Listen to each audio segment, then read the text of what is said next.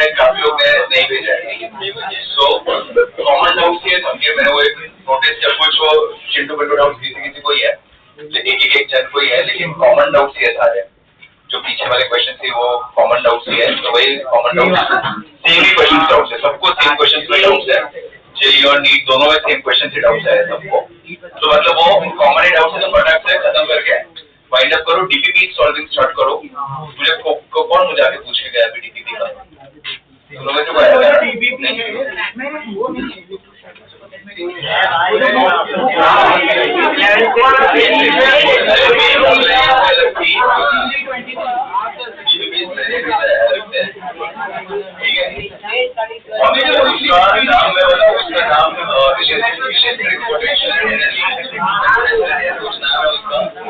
वो सारे डीपीपी है, वो डीपीपी नंबर 17 to 23 या 18 to 23 क्या कहते हैं वो दूसरे क्लास में स्टार्ट हो रहा है 18 to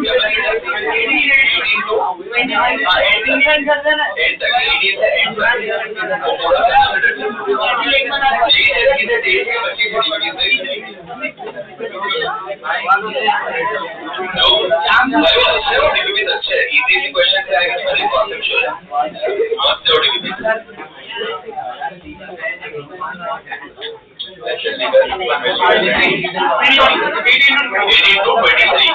भाई सुनो, डीपीपी नंबर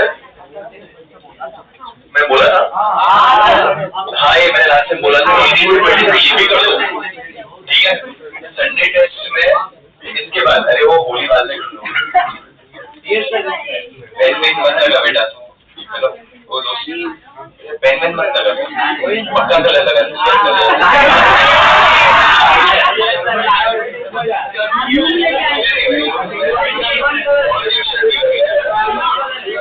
चलो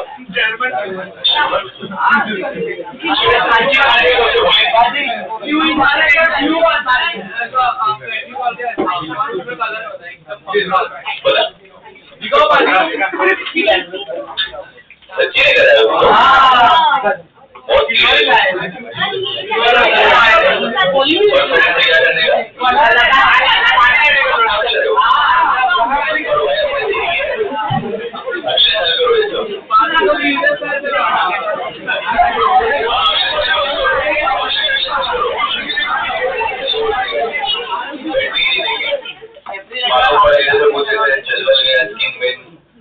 है ना, रिन विन साबुन के हारो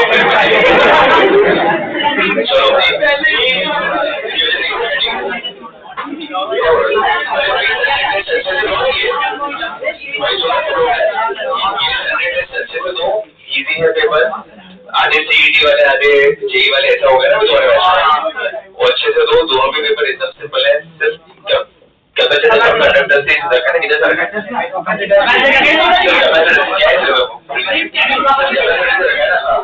तो प्रॉपर्ली सब देख के जाओ। हमने एक सिंपल ईजीएस्ट कैपेसिटर एक पैटर्न में ही मैंने पढ़ाया है, वही पैटर्न में पढ़ के जाओ, ठीक है। बहुत ही सिंपल है, और ये डीपीपी सॉल्व करके जाओ, मॉड्यूल करके जाओ। अगर कुछ एक्स्ट्रा क्वेश्चन अगर तुम्हें करने हैं कैपेसिटर्स पे, तो I will give you one more option. तो अगर करना हो तो एक वो अपना कौन बुक जो लग रहा है एब्सोल्यूट से कर सकते हो, दूसरा एब्सोल्यूट नहीं है तुम्हारे पास तो यूएसएस से कर सकते हो, यूएसएस का ऐप भी है, ठीक है। एररलेस फिजिक्स नाम है उसका, फ्री में है, किसी ने अपलोड कर दिया, पूरा किताब मस्त है और ऐप भी अच्छे से बनाया वो लोग ने, हाँ मस्त है वो। तो एररलेस फिजिक्स करके एक ऐप है, उसके अंदर पूरा यूएसएस अपलोडेड है, उसके अंदर कैपेसिटर्स के बहुत सारे क्वेश्चन है, तुम वो भी सॉल्व कर सकते हो, तुम में से 2-3 जन कर भी रहे, ठीक है। So you can approach that is well for extra practice. ये टॉपिक जब तक तुम्हें फुल फ्लेज कॉन्फिडेंस है तब तक ये टॉपिक को छोड़ना नहीं है। और एक काम तुम्हारे ये तो सुन भाई, इंपॉर्टेंट इंस्ट्रक्शन जब दे रहा हो तुम दूसरा काम चला देते हैं। अभी एक चीज थी, ये चैप्टर थोड़ा फास्ट था, अगर पूरा इलेक्ट्रोस्टैटिक्स एज अ होल अगर मैं देखूं तो तुम एक काम करो, एक फ्लो चार्ट बनाओ। फ्लो चार्ट किसका? एक इंटेंसिटी लो, इंटेंसिटी में हमने क्या क्या किया, कितने टाइप्स के न्यूमेरिकल्स हमने किए। सी अभी समझो कि तुम्हें एग्जाम में तुम्हें जाना है, राइट, तो तुम रेफर कैसे करोगे? अभी 2-3 बुक तुम्हारे भरे है ना, तो कितना तुम रिवाइज करोगे?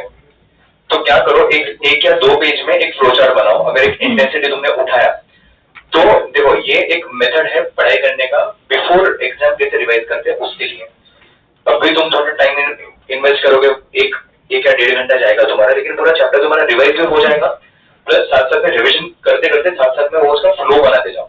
तो जैसे फॉर एग्जाम्पल कि हमने कैपेसिटर स्टार्ट किया, ठीक है, कैपेसिटर से पहले तो मैंने बताया कि बेसिक कॉन्सेप्ट क्या है, बराबर, कंडीशन क्या होना चाहिए, आजू बाजू सामने वाले प्लेट दोनों कैसे होना चाहिए, पॉजिटिव एंड नेगेटिव। उधर से हमने शुरुआत की थी, उधर से मैं तुम्हें लेकर गया स्पेरिकल कैपेसिटर्स, अंदर ग्राउंडिंग बाहर ग्राउंडिंग, उधर से हम चले सिलिंड्रिकल कैपेसिटर्स, उसका फॉर्मूला, उसमें हमने एक एक टाइप की न्यूमेरिकल किए तो वो कुछ लिखने की जरूरत नहीं है। फिर आया तुम्हारा पैरेलल प्लेट कैपेसिटर, उसमें पांच चीजें मैंने तुम्हें सिखाई पैरेलल प्लेट के अंदर, तो 5 चीजें तुम्हें पता होनी चाहिए, पांचों 5 चीजों पे हमारे न्यूमेरिकल आता है। फिर पैरेलल प्लेट कॉम्बिनेशन में मैंने तुम्हें फोर्स सिखाया, तुम्हें प्रेशर सिखाया, तुम्हें एनर्जी सिखाई, है ना, अलग अलग चीजें हमने उसकी भी हमने की।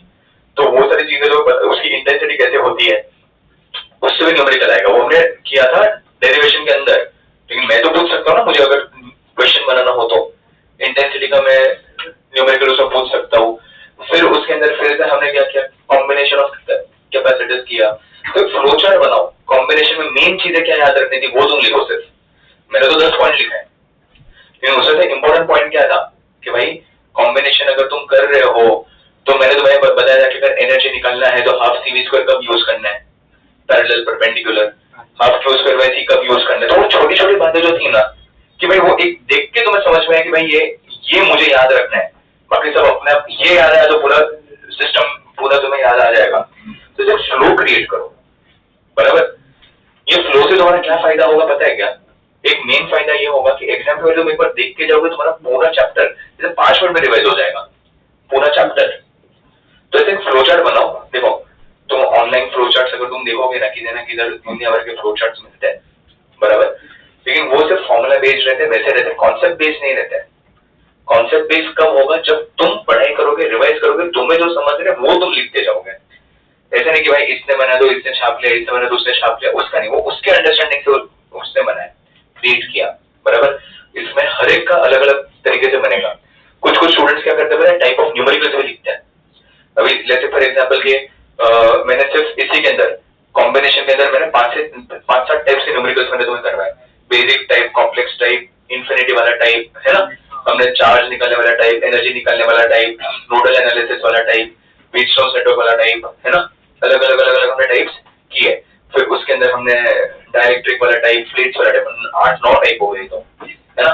तो 8-9 टाइप के न्यूमेरिकल सब क्या करते हैं, एक एक एग्जांपल लिखते हैं, ये है तो ये करो, ये है तो ये करो, ये है तो ये करो, खत्म। एग्जाम में वही देख के जाते हैं, क्वेश्चन है, टाइप रिकॉग्नाइज करते हैं। अच्छा ये न्यूमेरिकल आया मुझे सामने, कौन सा टाइप है, प्लेट वाला टाइप है, प्लेट वाला टाइप में मुझे क्या करना है, अच्छा मुझे इस तरीके से करना था, न्यूट्रल प्लेट बोला तो पॉजिटिव नेगेटिव दोनों, पॉजिटिव प्लेट बोला तो सिर्फ पॉजिटिव लेना है, नेगेटिव बोला तो सिर्फ नेगेटिव लेना है, खत्म। उधर रन टाइम में तुम जजमेंट ले सकते हो। तो वैसे टाइप रिकॉग्नाइज करना है अपने, उधर तो कॉन्सेप्ट अंदर से आएगा, अच्छा ये कॉन्सेप्ट था। तो जब चैप्टर का पूरा फ्लो रेडी रहेगा ना, तो उधर न्यूमेरिकल सॉल्विंग थोड़ा फास्ट, क्विक एंड इजी होगा, समझा। तो उसके लिए अभी तुम्हें क्या करना पड़ेगा पता है, अभी तुम्हारा टास्क ये है, बिफोर सॉल्विंग PYQs तुम्हारा टास्क ये है कि तुम ये करो, ट्रस्ट मी, तुम्हारा ये टॉपिक एकदम जोरदार हो जाएगा। एक बार ये कर दो, तुम्हारा टॉपिक इतना मस्त हो जाएगा ना कि भाई तुम किसी और को पढ़ाओगे, फिर इतना मस्त हो जाएगा ये टॉपिक, बिकॉज तुम्हें पूरा ऐसा फ्लो समझ में आएगा कि अच्छा इधर से ये करना है, इधर से ये करना है, और क्वेश्चन आएगा तो तुम जज कर पाओगे कि न्यूमेरिकल है किस बात का। अभी कैसा होगा पता है, अगर मैंने इलेक्ट्रोस्टैटिक्स का ही सिर्फ टेस्ट लिया ना, मैं लिख के दे सकता हूँ, तुम कंफ्यूज हो जाओगे बिटवीन इंटेंसिटी एंड पोटेंशियल।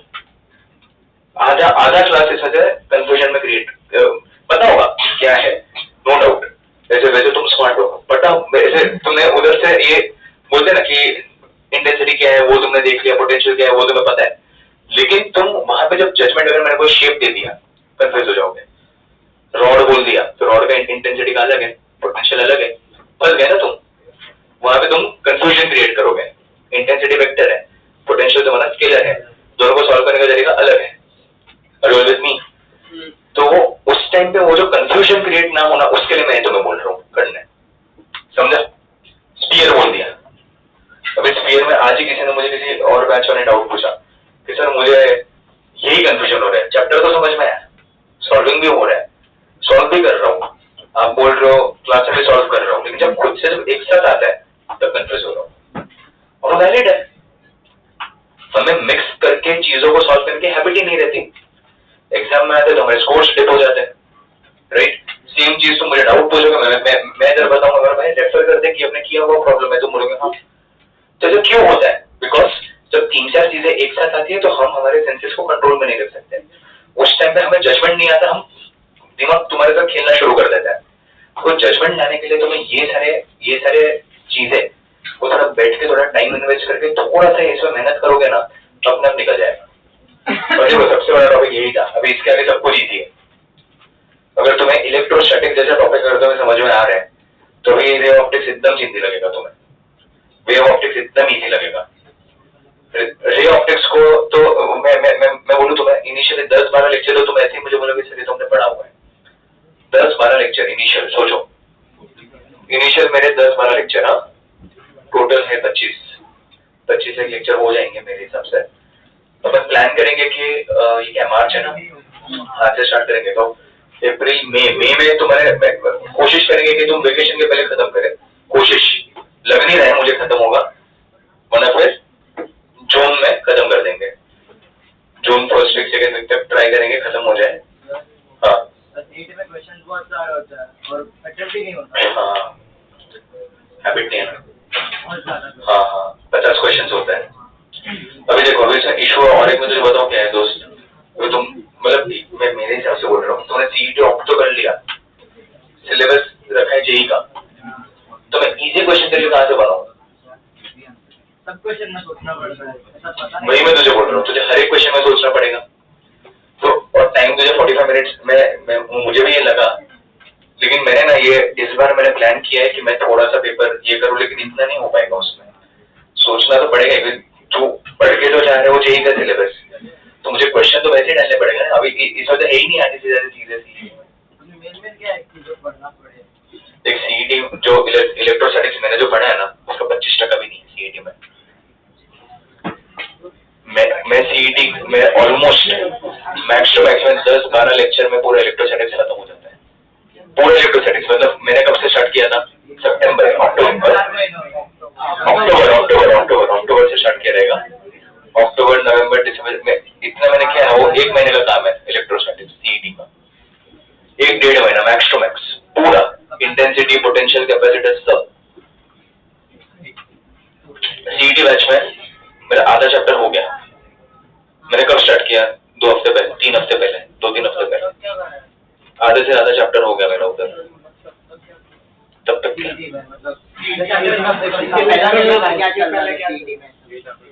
उसके पहले भूल गया यार, रे ऑप्टिक्स चल रहा था।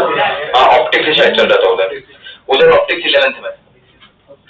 यहाँ पे ऑप्टिक्स एनसीईआरटी में 12th पार्ट 2 में, मतलब एनसीईआरटी मतलब जो सीबीएसई वाले वो लोग को बोर्ड्स में आते हैं रे ऑप्टिक्स, हमें बोर्ड्स में नहीं है। तुम सब निर्मल आवाज ये सब हो ना इंटीग्रेटेड, हमें बोर्ड्स में नहीं है रे ऑप्टिक्स। मैं जो रे ऑप्टिक्स पढ़ूंगा it's purely mains point of view और कुछ नहीं। रे ऑप्टिक्स भी सेम, सीईटी में रे ऑप्टिक्स का सिर्फ एक क्वेश्चन आता है और वो मैं खत्म कर देता हूँ 1 महीने के अंदर अंदर। अभी यहाँ पे मुझे चलाना पड़ता है 25-30 लेक्चर, उधर मैक्सिमम 8 लेक्चर लेता हूँ मैं, मतलब 3 टाइम्स 4 टाइम्स में लेता हूँ लेक्चर्स। इम्पोर्टेंट अभी देख, मैं मेंस लेवल पे तो नहीं मार्क कर सकता, सीईटी लेवल पे तो बता सकता हूँ, उसमें तो कुछ नहीं।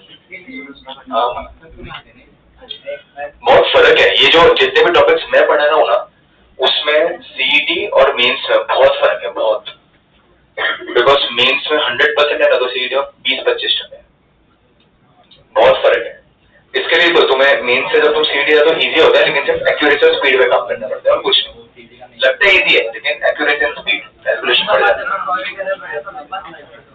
तेरा डाउट है, तेरा जो पॉइंट है ना वैलिड है बेटा, मैं तुझे ये नहीं बोलूंगा कि तेरा पॉइंट वैलिड नहीं है। तूने जो बोला ना परफेक्ट था, मुझे भी ये फील हुआ, क्योंकि तुझे सॉल्विंग के लिए टाइम मिलेगा सिर्फ 45 मिनट्स और 50 क्वेश्चन, और उससे में मुझे मेंस के क्वेश्चन तो डालने ही पड़ेंगे, बिकॉज पैटर्न सीईटी हुआ है, मैं इजी कर सकता हूँ थोड़ा सा लाइक तेरा, लेकिन नंबर ऑफ क्वेश्चन तो बड़ा नहीं पड़ेंगे, बिकॉज वही एक्चुअल सीईटी है। वो तो तेरा पॉइंट वैलिड है, वो तो क्या कुछ कर नहीं सकते उसमें, लेकिन लेकिन वैसा ही है।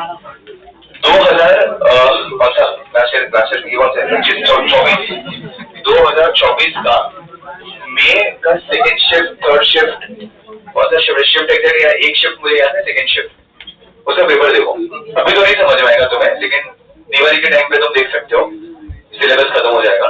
सीईटी का पेपर देखना मेंस लेवल में, सीईटी का पेपर मेंस लेवल का है। सोचो, मतलब मेंस लेवल का नहीं बोल सकते आज सच, मतलब ये कंपैरिजन गलत होगा मेंस लेवल। हाँ, सीईटी लेवल थोड़ा ज्यादा, नीट लेवल बोल सकते हैं, नीट लेवल बोल सकते हैं कि वैसा वो लोग ने दिया कि जहाँ पे यू नॉट एक्सपेक्ट कि इसमें क्वेश्चन पूछेंगे और पूछ लिया, वैसा सब किया है वो लोग ने। मतलब जो चीज हम देख पढ़ते हैं और बोले भाई ये तो आता ही नहीं, छोड़ वही कुछ। और जिसको फॉर्मूला पता था तो इतना ही नहीं, फॉर्मूला पता रहेगा तो एक स्टेप में आंसर, नहीं पता तो गया ना। पता होना चाहिए इन शॉर्ट, तो वो लोग का पर्पज होगा सीईटी पेपर का, पता होना चाहिए तुम्हें। मैंने अभी अपने जो लाइव सीईटी वाले, जेई वाले हैं, उनसे मैंने शेयर किया कि भाई तुम ये पता होना चाहिए, पढ़ के जब एक चीज छोड़ने का नहीं, पता होना चाहिए। अगर पता है एक स्टेप में आंसर आएगा, नहीं पता है तो क्वेश्चन क्या है वही नहीं मालूम नहीं पड़ेगा, वैसा हुआ था। बाकी सब स्टैंडर्ड क्वेश्चन ही थे वैसे तो, इन ठीक है, वो सीईटी प्रोस्पेक्टस है ये था। ये भाई चलो Monday graph, last concept boards point of view, ठीक है, जल्दी से फिर स्टोरी सुनते हैं।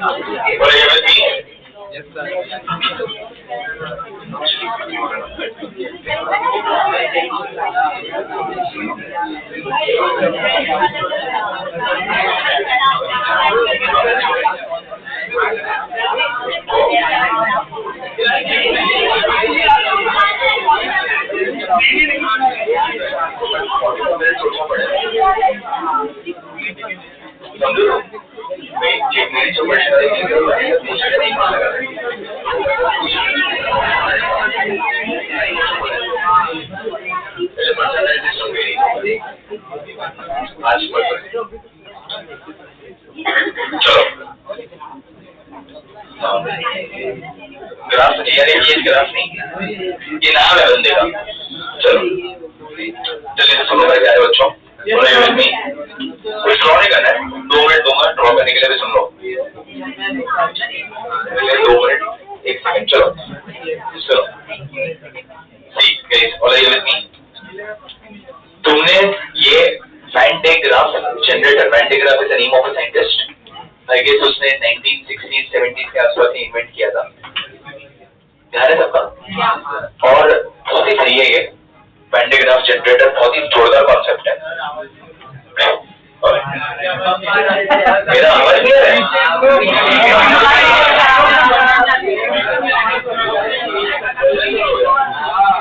मेरा आवाज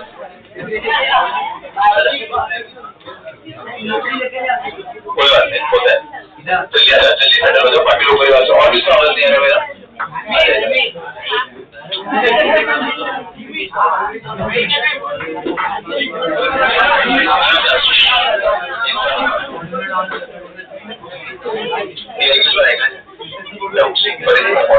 बोला था पहले सेक्शन ये खत्म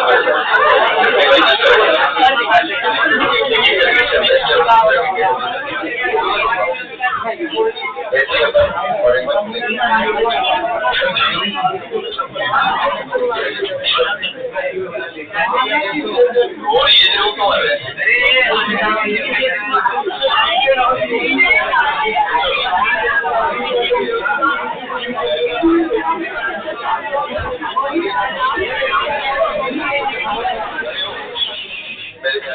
ध्यान दो अभी पहली बार जो तुमने पैंडेग्राफ जनरेटर तुमने मे भी देखा होगा वो तुमने फर्स्ट टाइम देखा होगा मिस्टर बीन के एपिसोड में Mister Bean in science fair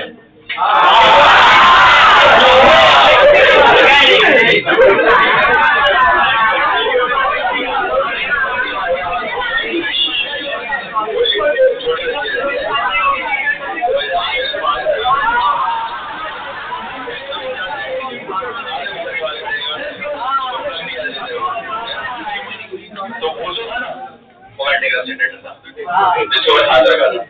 अभी ये प्रैक्टिकल यूज वो जो पैंडेग्राफ था वो time pass purpose experimental purpose वाला था। वैसे हम छोटा सा मॉडल क्रिएट कर सकते हैं फ्रिक्शन यूज करके हम वो छोटा सा मॉडल क्रिएट कर सकते हैं लेकिन जो प्रैक्टिकल यूज है तुम्हारा पैंडेग्राफ जनरेटर का इफ यू कैन सी मैंने यहाँ पे सोर्स देखो 50 किलोवोल्ट डीसी दिया है कितना दिया है मैंने और इसका जो आउटपुट हमें मिलता है ना वो एनईडी से मिलता है या तो फोकस करो मोदी ग्रुप वो हमें मेगा इलेक्ट्रॉन वोल्ट में आउटपुट किससे मिलता है मेगा इलेक्ट्रॉन वोल्ट। इमेजिन करो ये इतना जोरदार ये कॉन्सेप्ट है। अभी इसका पर्पस क्या है टू जनरेट एनर्जी कैसे करता है एकदम सिंपल लॉजिक हमने देखो हमने यहाँ पे रखी है police can you see police ये डोम शेप स्ट्रक्चर है पूरा इसका ये घड़ी क्यों हो गई अच्छा तो घड़ी तो उधर देख रही थी सुनो अभी डोम शेप स्ट्रक्चर है अंदर वैक्यूम वैक्यूम वैसे हम पूरा कर देंगे ये इसका size if you want to imagine एक न्यूक्लियर रिएक्टर जैसा साइज होता है may be of a size of a building 4-5-6 मरे की बिल्डिंग जैसा। यहाँ पे एकदम सिंपल पर्पस है इसका कि हमें चार्जेस से एनर्जी हमें बनाना है। अभी कैसे किया उसने क्या बोला कि एक बड़ा सोर्स लो सप्लाई जो है वो बड़ा सप्लाई लो और यहाँ पे रखा है पुली सिस्टम में क्रिएट किया है एयरपोर्ट वाला कैसे बैग्स गोल गोल घूमते रहते हैं बस वैसा ये सिस्टम है। तो ये तुम्हारा ये पुली है ठीक है ये P1 और ये P2 पुल ये ऐसे घूम रहा है बराबर ना हाँ ये ऐसे घूम रहा है। अभी हमने क्या पता है यहाँ से 50 किलोवोल्ट डीसी सप्लाई दिया लेकिन वो डीसी सप्लाई नोटिस करो पूरा वायर मैंने कनेक्ट नहीं किया है बीच में से पुली जा रहा है दिख रहा है तुम्हें अभी समझो कि तुम्हारी गाड़ी जा रही है आगे डेड एंड आ गया तो तुम्हें ब्रेक मारी बराबर फिर पीछे फुल स्पीड में और एक गाड़ी आ रही है उसको तुम दिखाई नहीं दिया तो क्या करेगा ठोक देगा तुम्हें तुम गए उसके पीछे और एक गाड़ी वो बोलते जाएगा उनका हाँ समझा कि नहीं समझा तो टकराते जाएंगे चेन में वो लोग गिरते जाएंगे और देखो एकदम हाई स्पीड है 50 किलोमीटर बड़ा सोर्स हो गया और उसको देखो मैंने कनेक्ट किया ग्राउंड पे अच्छा ये इतना ज्यादा डिस्टेंस एकदम कम रहता है एक यहाँ पे comb like structure you can see तो यहाँ पे होगा क्या पता है क्या ये 50 किलोवाट यहाँ से जो भी चार्जेस रहेंगे चार्जेस यहाँ पे स्प्रेड यहाँ पे थ्रो होते जाएंगे क्यों ये पॉजिटिव है ये सामने ग्राउंड है नेगेटिव है विजुअलाइज हुआ तो ये यहाँ पे अट्रैक्ट होने वाले थे लेकिन हुआ क्या यहाँ पे खाली स्पेस आ गई लेकिन इतना ज्यादा इलेक्ट्रिक फील्ड है कि वो लोग वहाँ पे जंप करने लगे चार्जेस तो चार्जेस जंप करने लगे तो उससे क्या हुआ पता है ये पुलिस सिस्टम पे चार्जेस बैठ गए यहाँ से जंप करके यहाँ पे चले गए यहाँ पे चिपक गए वहां से ये चिपक गए तो ये यहाँ पे चार्जेस को हम लेकर गए ऊपर समझा तुम्हें तुम यहाँ से भागे जैसे